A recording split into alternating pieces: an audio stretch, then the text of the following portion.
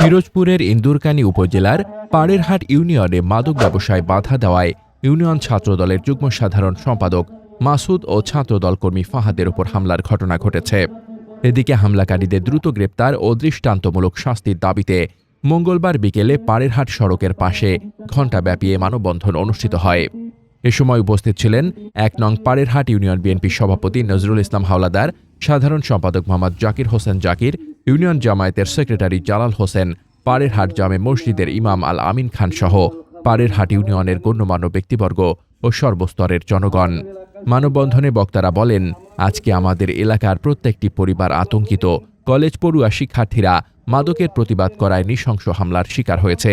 এই হামলার সঙ্গে যারা জড়িত তাদের চিহ্নিত করতে হবে এবং তাদের দ্রুত গ্রেপ্তার করে দৃষ্টান্তমূলক শাস্তি দিতে হবে। মাদকের কারণে আজকে সমাজ ধ্বংস হয়ে যাচ্ছে, আর এই মাদক যদি আমরা না বলতে পারি আমাদের যুব সমাজকে ধ্বংসের দিকে নিয়ে যাবে। এই মাদক থেকে আমরা না বলবো, মাদকের যারা বিক্রেতা করে তাদেরকে অবিলম্বে আইন শৃঙ্খলা বাহিনীর মাধ্যমে গ্রেফতার করতে হবে।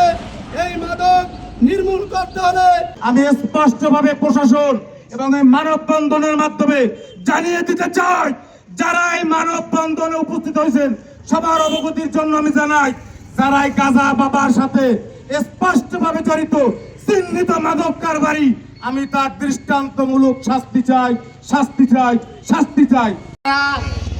এখানে মাদক, এই ইউনিয়নে মাদক সেবন করে এবং এর ব্যবসার সাথে জড়িত তাদের চিহ্নিত করতে হবে এবং প্রথমে বুঝাইতে হবে। যদি তারা না বোঝে তাদের গার্জিয়ানকে অ্যালার্ট করতে হবে। যদি না শুধরায় তারপর আমরা সবাই ঐক্যবদ্ধভাবে প্রয়োজনে তাদেরকে ধরে আইনে সোপর্দ করব।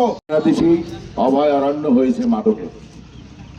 কারা মাদক ব্যবসা করে, কারা মাদক সেবন করে, আমি বিশ্বাস করি প্রশাসনের সেটা নলেজে আছে।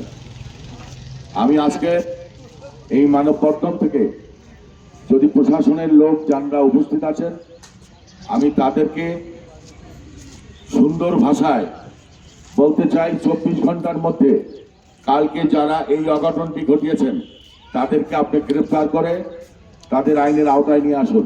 আমাদের বাসার পিছনে আর কি ওরা প্রায় সময় এসে আর কি মাদক সেবন করে, তো অনেক সময় আর কি আমি এই ব্যাপারটা নিয়ে ডাক নিই। আর আমাদের বাড়ির ভিতরে যে মহিলারা আছে, দুপুরের টাইম, গোসলের টাইম, এই টাইমটা প্রায় সময় এসে উত্তেজিত করে যে আর কি আমরা এই যে মাদক সেবনে ওদেরকে বাধাটা দিলাম কেন। ঠিক আছে, এইটাই ভাই, আমি আর বিচার চাই, আমি সর্বোচ্চ আমি আর বিচার চাই। আমার প্রচুর পরিমাণ ব্লাডিং হয়েছে, আমি অটো নিয়ে আমি আসতে চাইছি আমার এই চালনা ব্রিজ শঙ্কর প্রসাদ, ওইখান থেকে আমার গাড়ি ঘুরে আবার ব্যাকে পাঠিয়ে দিছে, বলছে তোর চিকিৎসা হবে না, তুই রাস্তায় রক্ত ঝরে মরবি। ইন্দুরকানী থানার ওসি মারুফ হোসেন জানান, এ ঘটনায় একটি মামলা প্রক্রিয়াধীন রয়েছে।